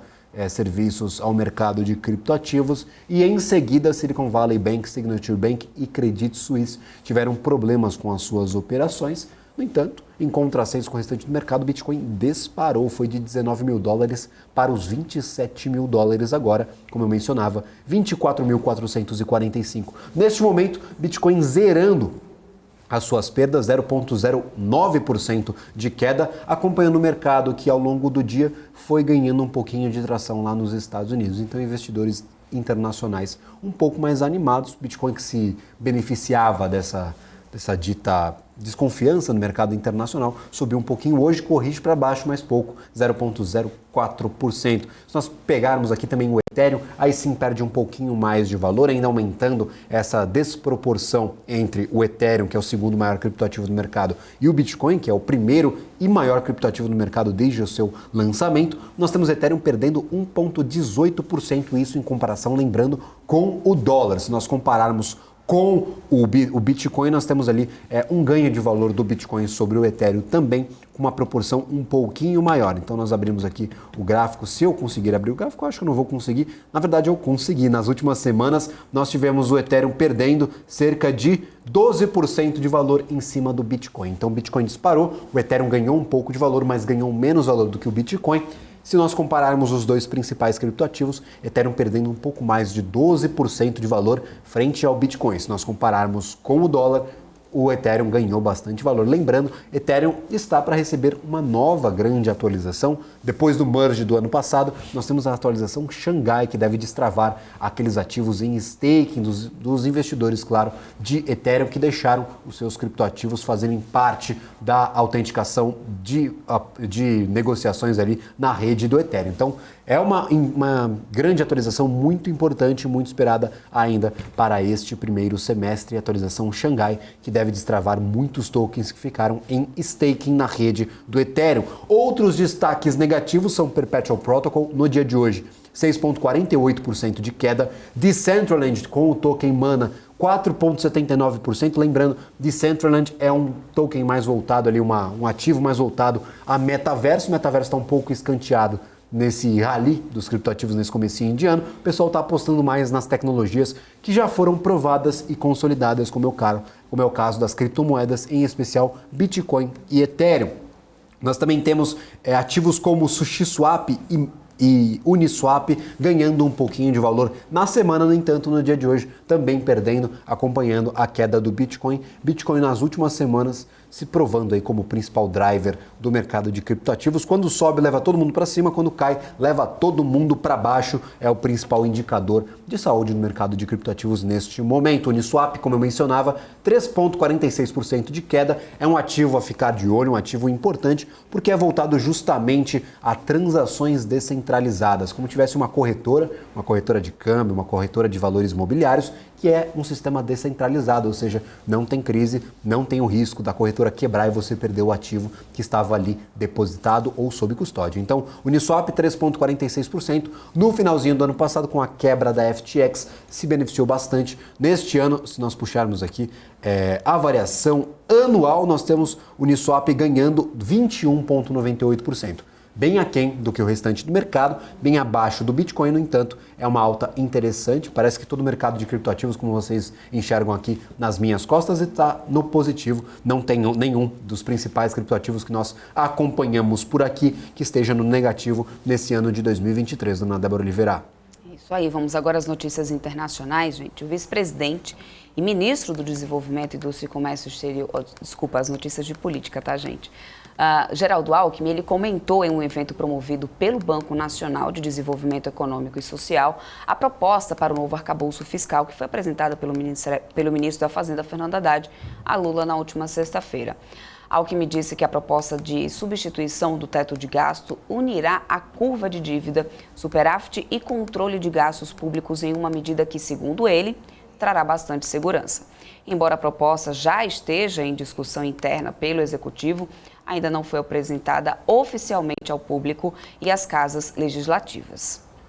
E o ministro ainda aproveitou a ocasião para reforçar as críticas do Executivo Nacional à atual taxa de juros no Brasil. Segundo ele, abre aspas, não há nada que justifique 8% de taxa real acima da inflação quando não há demanda explodindo e quando o mundo inteiro tem juros praticamente negativos, fecha aspas. É uma discussão que vem se estendendo ao longo das semanas. Novamente, um membro do Executivo Nacional questionando a política monetária em semana de tomada de decisão lá pelo Banco Central na figura do Comitê de Política Monetária. Então, mais pressão sobre a autoridade monetária aqui do país. E após a reunião entre Fernando Haddad e Arthur Lira, o líder do governo na Câmara, José Guimarães, disse que o presidente da Câmara articulará um encontro entre o ministro da Fazenda e os demais líderes partidários para que o texto do novo arcabouço fiscal seja apresentado. Antes da reunião com Lira, Haddad tinha se encontrado já mais cedo com Guimarães e também com que é líder do governo no Senado, Jacques Wagner, para poder apresentar a proposta. José Guimarães disse que Haddad afirmou que está tudo bem encaminhado, mas evitou falar sobre o calendário do envio da proposta ao Congresso. Segundo o Valor, o objetivo de apresentar o projeto às lideranças partidárias é ouvir sugestões que possam ser incluídas antes de encaminhar o texto para apreciação do Congresso e, com isso, evitar esvaziamentos mais substanciais durante a sua tramitação. O presidente Luiz Inácio Lula da Silva defendeu hoje os gastos sociais e defendeu que eles não sejam considerados gastos, mas investimentos, criticando a área econômica por tentar limitar essas despesas. Ao participar do relançamento do programa Mais Médicos, Lula questionou como é que você pode colocar gastos com saúde no teto de gastos, fecha aspas. Segundo ele, toda vez que a gente fala em um gasto social, aparece alguém da área econômica para dizer que não pode. Lula afirmou que os cursos de economia têm de mudar o que é custo e o que é gasto e o que é investimento. Para Lula, não tem nada mais precioso do que educar uma nação para que as pessoas não tenham preconceito. Por isso, ele também disse que é preciso mudar o conceito do que é gasto e o que é investimento. Tudo que é usado, segundo ele, para educar o povo é investimento. Ainda de acordo com Lula, se o Estado é capaz de conviver com uma dívida de 1 trilhão e 700 bilhões de reais, por que não pode sobreviver com um pouco de subsídio para o povo pobre se tornar classe média e o país voltar a crescer? O presidente afirmou em seguida que os livros de economia estão superados e reafirmou que tem um compromisso de honra moral e de fé que tirar esse país da miséria em que se encontra. Lula encerrou o discurso afirmando que a partir de 100 dias de governo vai começar uma nova etapa de sua administração. O governo e o Banco Central da Suíça devem disponibilizar mais de 280 bilhões de dólares para o Credit Suisse e o UBS para proteger o país de uma eventual turbulência no mercado global, segundo a Reuters. Ontem, o UBS anunciou essa compra integral do Credit Suisse, seu principal concorrente doméstico, por 3,2 bilhões de dólares. Segundo a agência, o aporte estaria já previsto no acordo de compra do Banco Suíço. O valor equivale a 1/3 do PIB do país, de 831,9 bilhões, e gerou críticas. O ex-CEO de uma instituição financeira que não quis ser identificado disse que o governo terá que dizer aos eleitores por que está colocando em risco o dinheiro dos cidadãos, dos contribuintes, para resgatar um banco que atendia predominantemente os ultra-ricos e pagando às pessoas quantias absurdas de dinheiro em relação ao que o homem comum recebe. Aconteceu nesta segunda o aguardado encontro entre Xi Jinping e Putin. Assim que Xi pousou em território russo, foi conduzido até o Kremlin acompanhado de um forte esquema de segurança que formou um enorme comboio pelas ruas de Moscou. Depois do famoso aperto de mãos, uma parte da conversa entre os dois líderes foi divulgada. A China e a Rússia compartilham objetivos semelhantes, foi o que disse o presidente chinês Xi Jinping logo após o início da reunião com Putin nesta segunda-feira. O líder chinês confirmou os objetivos em comum dos dois países, que, segundo Xi, podem cooperar e trabalhar juntos para alcançar esses objetivos, sem detalhar quais eram. O presidente chinês ressaltou que estava muito feliz por poder visitar a Rússia novamente a convite de Putin, lembrando que a Rússia é o primeiro país que Xi visita após a sua reeleição como presidente da China. Xi Jinping também expressou apoio à reeleição de Putin. Bom, e nessa fase pública do encontro entre os dois líderes, as palavras foram cuidadosamente escolhidas para evitar embaraços ou mal-entendidos. Nas falas de Putin para Xi Jinping, o líder russo disse que os russos tinham um pouquinho de inveja do rápido desenvolvimento da China, já que a China é o país que mais está lucrando com a invasão russa da Ucrânia através da compra de gás e petróleo russo, com descontos de mais de 40%, o que está servindo para poder acelerar o crescimento econômico e industrial chinês. As ações do banco regional americano First Republic Bank voltaram a cair forte mesmo após as medidas do governo americano para reduzir os problemas de liquidez do sistema financeiro local e o socorro de 30 bilhões de dólares de grandes bancos para essa instituição. A ação chegou a perder 50% em alguns momentos do dia, o que fez as negociações serem suspensas na Bolsa de Nova York. As perdas diminuíram no período da tarde, porém está concentrada do First Republic Bank, como mostra o fundo que acompanha o índice de bancos regionais SPDR S&P Regional Banking ETF, que mais cedo subia 1,7%.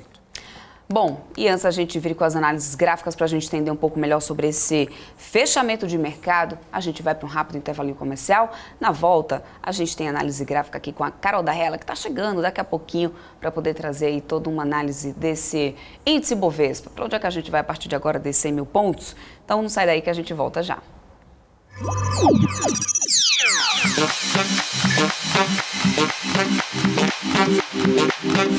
Entendemos completamente os sistemas, tecnologia e infraestrutura necessários para criar o ambiente de negociação ideal para os nossos clientes. E o Trader Active conta com vantagens que fazem toda a diferença no dia a dia de operações. Aqui você pode negociar com as plataformas mais poderosas do mercado financeiro. Nós fomos uma das primeiras corretoras mundiais a oferecer a MetaTrader, a plataforma mais utilizada no mundo, com acesso totalmente sem custos. Oferecemos também a nossa própria plataforma, a Active Trader, que foi desenvolvida sob medida para atender às necessidades dos nossos clientes, com tecnologia de execução exclusiva que proporciona uma performance totalmente fora da curva. Ela utiliza os mais avançados recursos gráficos da TradingView e traz uma experiência de negociação diferenciada.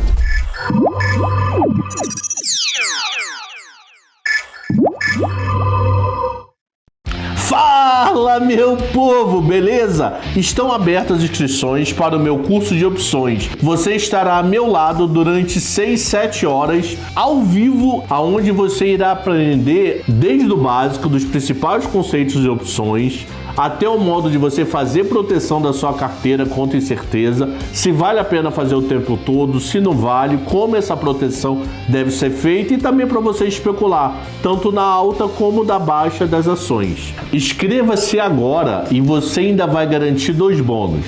O primeiro bônus, a carteira recomendada de opções de Marco Saravalli, e o segundo bônus, a carteira de financiamento também de opções com Marco Saravalli.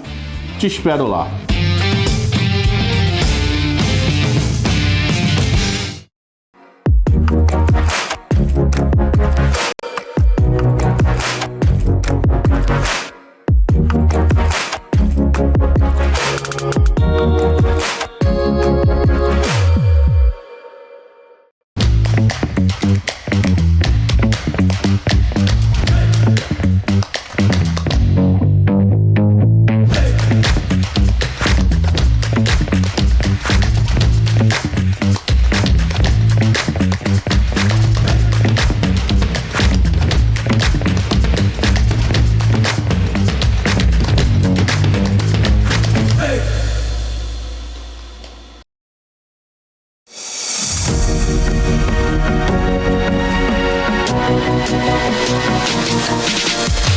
PMC News, informação que gera valor.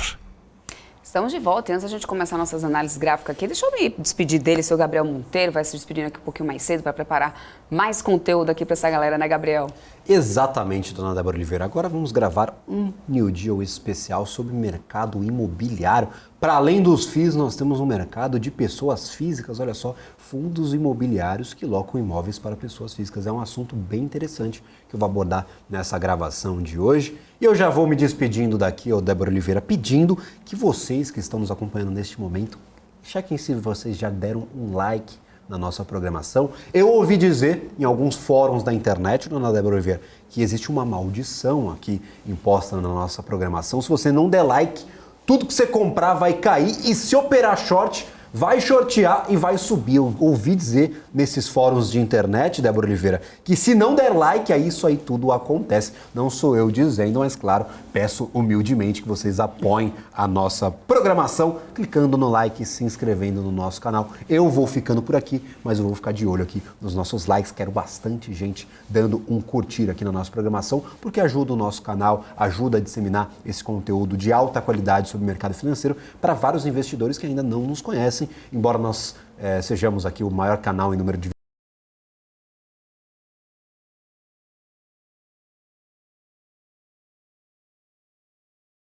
se inscrevendo na nossa programação. É isso aí. Obrigada, seu Gabriel Monteiro. Vai lá então, a gente continua por aqui.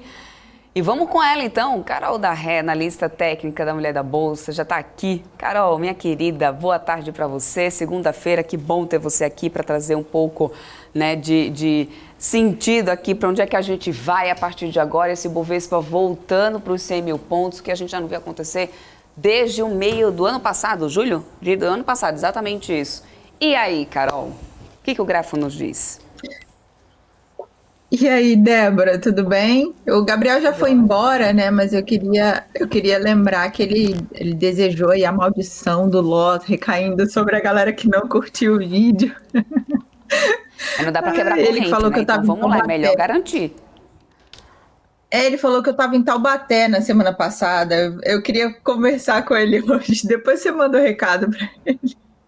Mas enfim, Débora, semana passada a gente estava aqui juntas e eu conversei com vocês sobre o que estava acontecendo aqui no sistema bancário nos Estados Unidos e, de certa forma, eu fiquei feliz e volto aqui hoje bem feliz, bem tranquila, porque Eu trouxe para vocês a visão do que eu estava sentindo aqui com a conversa com investidores, nos bancos e etc. E realmente foi isso que aconteceu, e a gente vê essa ação coordenada aí dos bancos centrais, né, para não repetir tudo isso que aconteceu em 2008, ou seja, todo mundo aprendeu e vai injetar, vai dar liquidez para tudo isso que está acontecendo.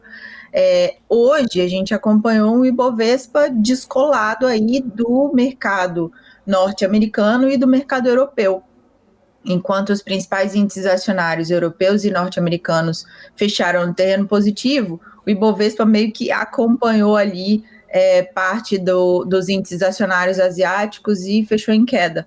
E aí a gente tem, entre aspas, né, a festa dos 100 mil pontos, só que ao contrário, ao invés da gente estar comemorando aí, né, o rally de alta para chegar nos 100 mil pontos, como aconteceu há alguns meses, né, atrás e anos também, agora a gente vê o contrário, né? Essa tendência de baixa acompanhando aí o gráfico do Ibovespa e chegando aí nessa barreira psicológica do mercado dos 100 mil pontos, Débora. É isso, viu, Carol? Inclusive, né, eu já estou vendo até aqui já memes na internet do pessoal falando aqui, mostrando o Brasil como o patinho feio da história, né? Enquanto o mundo tenta até respirar um pouco mais, a gente viu mais cedo a Bolsa Europeia fechando em alta com esse socorro dado aí, né? Inclusive, a gente viu nos Estados Unidos também, bolsas por lá fechando em alta. Aqui no Brasil a gente se descola e se torna um patinho feio da história. Não dá para desconsiderar também o cenário, né, interno, tudo que tem acontecido, né, no cenário local, que isso acaba fazendo preço também. Olhando para os nossos, né, para as nossas altas e baixas aqui do dia, além desse nosso 1% aqui de queda, a Pvida foi que liderou perdas, 8% de queda, o papel que já caiu bastante, né, Carol, depois do resultado que foi divulgado. Muita coisa ainda aqui para acontecer em relação, né, a tudo que tinha sido feito ali, todas as decisões de aquisição, né, de M&As que tinham sido tomadas ali pela companhia. Aqui a gente tem, olha só, 8,02 de queda para a Pvida, mas no ano, 57% de queda para a Pvida. Chegou no fundo do poço, Carol? Débora, é uma pergunta difícil de responder, porque às vezes no fundo do poço tem um subsolo, né? Como a gente já viu acontecer em algumas companhias aqui do Brasil, em que todo mundo procurando fundo, chegou no fundo e aí ela caía um pouco mais, como já aconteceu. Então, eu vou compartilhar minha tela aqui para a gente responder graficamente, tá bom, Débora? Por favor. Aí a gente olha o gráfico de Pvida. Vamos lá.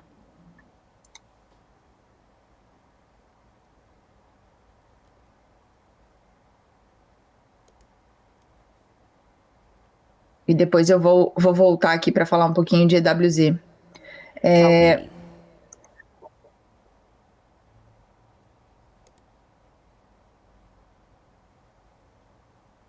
Olha isso, ela inclusive rompeu essa linha de tendência de baixa que a gente tinha traçado aqui anteriormente, né? Já rompeu e buscou ali o fundo exatamente anterior nos 2,7. Então, a gente, para responder a sua pergunta, né, Débora, olha só, a gente vê que, infelizmente, é um ativo que veio numa tendência de alta, chegou aqui em 2021 em patamares muito bons e aí depois só caiu. Teve um momento aqui que foi, se não me engano, metade do ano passado, em que o papel ficou bem lateral, tem inclusive aqui ainda traçado um retângulo, de agosto até outubro, mais ou menos ali 2 meses ficando aí nessa região lateral, depois voltou a cair novamente, e aí só caiu, a gente não viu mais uma recuperação, digamos assim, dessa ação. E aí hoje, né, a gente acompanhou também esse fechamento em queda, uma queda expressiva de 8,02% em Pvida, e temos aí chão para baixo, tá? Não é realmente ali que a gente encontra o fundo, não dá para afirmar isso, porque apesar dela ter feito aí, ter encostado nessa região anterior dos 2,7, ela pode sim continuar caindo, tem região ali, tem inclusive muitas intenções de compra aqui, ó, nos 2,63, 2,18, tem várias intenções de compra ali que a gente consegue enxergar no livro visual, e o OBV, ele está para baixo da média de 10. Então, além de ter uma tendência de baixa, eu tenho também um OBV um volume que está acompanhando essa tendência. O IFR já está ali na linha dos 30, e quando ele entra abaixo, não agora, mas abaixo dos 30, a gente considera zona de sobrevenda. Então, zona de sobrevenda é justamente onde o pessoal vai resolver as posições, né? Se continua, se vende, né? Ou se compra mais. Então, a depender aí do caixa, da posição, da intenção e principalmente do volume da carteira. O volume financeiro sempre ali bem abaixo e de queda, né? Então, essa é o panorama aí de Rap Vida que eu encontro nesse momento, Débora. Perfeito. Agora, para poder falar, não deixar de falar também de alta, porque a gente teve, apesar desses 100 mil pontos que a gente está acompanhando aqui nesse índice Bovespa, viu, Carol, a gente teve aqui na ponta positiva, olha só, São Martinho aqui, 4% de alta. Então, só para poder a gente fechar, antes a gente também para o pedido do pessoal, né, lá no chat, São Martinho acumula queda aqui de 4,64%, mas em relação a São Martinho, a gente precisa também considerar, né, o ponto de competitividade, depois que a gente teve aí também anúncio aí de reajuste no combustível, ou seja, o papel aparecendo na alta do dia. O que a gente tem para o gráfico de São Martinho? Vamos dar uma olhada nele aqui, Débora.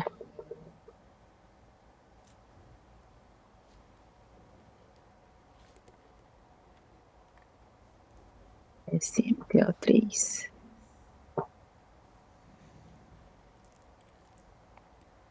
Olha só, nos últimos dias, aí no curtíssimo prazo, a gente tem uma empresa, né, demonstrando aí no gráfico uma tendência de baixa no curtíssimo prazo, obviamente, só que ela veio aqui nessa região dos 24 e 22, que inclusive era um fundo de quando? Deixa eu olhar aqui, final de janeiro, início de fevereiro, a gente viu ela fazendo esse fundo, que na verdade era uma região de resistência, houve inversão da polaridade aqui, ela se tornou uma região de suporte, e aí veio, subiu, buscou ali a região dos 28,81, ficou ali meio de ladinho, e aí depois caiu. Esse é o último movimento dela ali, foi de queda. Só que uma notícia positiva com relação a isso, apesar do curto prazo ser de baixa, é que realmente segurou nesse fundo ali dos 24 com 22, não fez um fundo anterior, pelo menos até o momento, não fez um fundo anterior mais baixo do que esse aqui da região no final de janeiro, e a gente viu essa retomada. Bonito o gráfico nesse momento por conta dos indicadores que estão querendo ficar felizinhos, né? Então eu tenho um OBV aí querendo empinar a carroça dele para buscar a média de 10. O ativo em si, quando a gente olha para o gráfico diário, ele está querendo também fazer esse encontro aí com as duas médias que estão bem próximas aqui, a média de 21 e a média de 72. Obviamente que a média mãe, que a gente analisa aqui também, ela está um pouco longe ali, está nos 29,37. Então, querendo aí buscar essa região de média. Não acredito aqui que seja exatamente o momento para compra, porque tem que se esperar, além de toda essa confirmação desse rompimento ali, pelo menos do próximo nível de resistência, que está ali nos 25,98, eu tenho que esperar a confirmação dos outros indicadores e também olhar para o panorama geral lá fora, né, Débora? Uma ação, ela reflete uma empresa. Uma empresa é um organismo vivo, né? Então, se é um organismo vivo, ela está sempre ali sofrendo influências, tanto positivas quanto negativas, do mercado como um todo, e por um momento que a gente está atravessando aí também nesse nosso mundo, o Brasil não tá descolado dele, né? Pelo contrário, a gente está bem dentro aí de todo esse burburinho do que está acontecendo. Isso mesmo. Você falou que quer trazer uma análise do EWZ, é isso mesmo, Carol? Isso, eu tinha até separado aqui o gráfico, Débora, se você me permite. Claro. Eu vou fazer essa análise, porque assim, a gente está acompanhando aí o movimento do Ibovespa, já eu mostro ele também, mas interessante aqui o EWZ, porque na semana passada a gente tinha analisado ali a região dos 26, que é a região que fechou hoje, como sendo um possível ali suporte, né, região de suporte. Aí veio ali dos 25,89, inclusive, ele veio na semana passada, beijou essa região, não teve força suficiente para poder romper, né, com ela ali, e aí voltou a subir, só que nesses últimos 2 pregões a gente viu aí um movimento de queda do ativo, e aí ele volta, né, para essa linha de tendência de baixa que está aí desde o início do ano, tá? Desde o início de fevereiro ali a gente acompanha esse movimento. E Fear and Greed Index, que é o índice de medo e ganância, semana passada, na segunda, a gente analisou e ele estava nos 23. Eu até falei para vocês, olha, medo extremo, situação de medo extremo, né, que é a emoção que dirige o mercado, isso tudo é analisado dia após dia, de acordo com os principais índices acionários aqui dos Estados Unidos. Então a gente tinha o medo extremo. Uma notícia positiva é que hoje, apesar de todo esse ainda, né, ficar todo mundo meio que por conta do que aconteceu com Credit Suisse, com UBS, etc., bancos centrais injetando dinheiro, mas a gente já está ali na situação do medo. Então o ponteiro já deu uma arrefecida, digamos assim, saiu do medo extremo e foi para o medo, é o que a gente tem para hoje, né? E Ibovespa, né, que é o que a gente tem a análise aqui do nosso principal índice acionário brasileiro, é justamente esse movimento aqui, né, chegando aos 100 mil pontos, que é um número psicológico aí do mercado.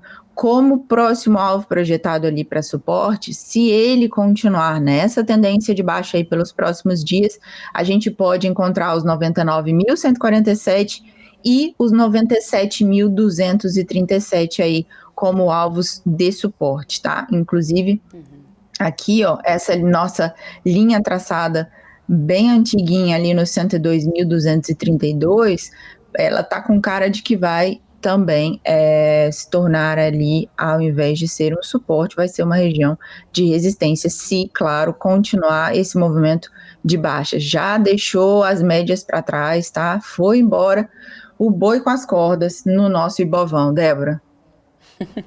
Boa, Carol. Bom, vamos lá, vamos trazer também aqui o pedido pessoal, antes da gente encerrando aqui, olha só, a gente tem um pedido para Petri 4. O pessoal tá pedindo aqui pra gente dar uma analisada, viu, Carol, em Petri 4, só vi que eu tinha perdido aqui. Isso foi a Sandra Ferreira que pediu. Vamos lá. Olha só, a última análise que a gente tinha feito aqui, já tem algumas semanas, inclusive, a gente estava esperando o rompimento dessa região aqui dos 27 com 0,4, que não aconteceu, né? Beijou praticamente, mas não foi, não rompeu e não deu essa entrada aqui que a gente estava aguardando para Petro. Inclusive, eu vou até apagar esse nosso registro aqui, justamente porque o cenário mudou, né? O gráfico mudou. E o que a gente tem aqui agora? Além de tudo isso do nosso gráfico, eu tenho médias móveis distantes ainda do preço, não tem nem pertinho dela aqui, nem a de 21, a de 72 e a média mãe, tá tudo longe. Eu tenho uma linha de tendência de baixa no curto prazo. O meu OBV, ele tá para baixo da média de 10, o que significa que acompanha, né? O volume está acompanhando essa tendência. IFR está nos 33, então chegando ali naquela zona de sobrevenda que eu acabei de citar no outro ativo que a gente analisou. E, Débora, com relação a Petro, acabou de sair uma notícia que eu li, assim, não tem alguns minutos, assim, antes de entrar no ar, que a Federação dos Petroleiros tinha aprovado a realização aí de uma paralisação na próxima sexta-feira em protesto aí contra a venda dos ativos da empresa, da Petrobras. Então foi um comunicado enviado e aí houve essa notícia. O que isso pode acarretar, né? Isso pode acarretar maior volatilidade para o ativo. Então, quando você tem uma empresa, né, e eu, como na condição, antes de analista, né, na condição de investidora, pessoa física, eu nunca tive esse contato de colocar empresas públicas na minha carteira. Eu tenho isso na minha cabeça, mas por quê? Isso é muito personalismo, tá? Não quero influenciar ninguém aqui, só estou dizendo isso. Por quê? Porque ela é altamente influenciada por esses outros fatores, né? Independem de de fatores específicos atrelados a uma empresa comum, uma empresa que não esteja ligada ao Estado ou ao governo. Então, Petro 4 está nessa tendência de baixa, os indicadores não estão me mostrando que seja um momento para compra, principalmente para swing trade, eu não vejo nada aí no gráfico para compra, e além disso a gente tem que ligar o nosso segundo radar, né? Além do radar gráfico, tem que ligar o segundo radar, que é justamente esse radar aí da questão da greve. Por quê? Porque algum respingo pode acontecer sim no preço da empresa. Débora. Perfeito, Cá. Eu quero trazer só um último pedido aqui, que foi para Sambionzo, o José Antônio, que está pedindo aqui Sambionzo, setor de banco, que aliás semana passada sofreu um pouco, hoje até alguns papéis conseguiram ficar no alta, mas no final das contas, esse é o pedido que a gente tem aqui para Santander, José Antônio, que está pedindo para a gente dar uma olhada, viu, Carol? Tá jóia. Um beijo para a galera que está nos acompanhando aí também no chat. É sempre uma audiência muito bonita, muito qualificada. E eu percebo ali que às vezes tem umas discussões acaloradas ali no chat. Eu acho bem legal ali a participação. Exatamente, o pessoal se empolga. Então, essa questão assim dos bancos, setor financeiro como um todo, né? Fica todo mundo ali olhando. Quando a gente vê aqui que só teve algumas altas ali, que foi ITSA4, Itaúsa, Itaú Unibanco e Ciel. O resto foi tudo vermelho, assim, um banho de sangue ali na maioria das ações do setor financeiro do Ibovespa. E Sambionzo não foi diferente, tá? Então, o que a gente tem aqui para análise desse papel? Chegou ali num momento de teste, tá? Eu vou até apagar aqui essa análise antiga que tem no meu gráfico, mas está chegando ali no momento de teste, porque ela vai testar, né? Se continuar nesse movimento de tendência de baixa que tá, ela pode testar esse fundo ali dos 25,18. E o que me indica ali que ela pode testar esse fundo? Os outros indicadores que eu tenho no meu gráfico, né? É até ridículo falar, mas os indicadores indicam. Então, eu tenho o OBV para baixo, muito abaixo da média de 10. Eu tenho o IFR ali numa zona também, já quase chegando crítica, né? Tá nos 31 pontos. As médias móveis estão muito acima do meu preço, do preço da ação ali, de 25,61, que é o preço atual dela. Média de 21, média de 72, média mãe, tudo longe ainda, não tem nada pertinho dela, rompeu com esse último fundo aqui, dos 26,71 e foi embora, né? Então, acredito que se esse movimento continuar e se confirmar essa tendência e os indicadores continuarem me mostrando a mesma coisa, o preço pode vir buscar esse fundo ali dos 25,18 e aí a gente não tem como analisar nenhuma possibilidade aqui para compra nesse momento, porque a gente não vai pegar aí a faca caindo, né, para comprar ali por esse momento, falando de swing trade. E aí, quando romper esse fundo dos 25,18, é que a gente pode começar a pensar ali num short dessa ação, tá? Se for para swing trade com o rompimento dos 25,18, Débora. Perfeito, cara. Eu quero muito agradecer a tua participação conosco, descompartilhei sua tela para a gente despedir. Muito obrigada mesmo pela tua participação, fazendo esse fechamento de mercado aqui. Conto já com você, com a sua participação segunda que vem. Não estarei aqui, por motivos óbvios, que eu vou dar uma descansadinha, mas o Gabriel Monteiro vai estar aqui tocando o barquinho. Então, Carol, muito obrigada por essa sua colaboração, essa parceria aqui com a BMC News toda segunda.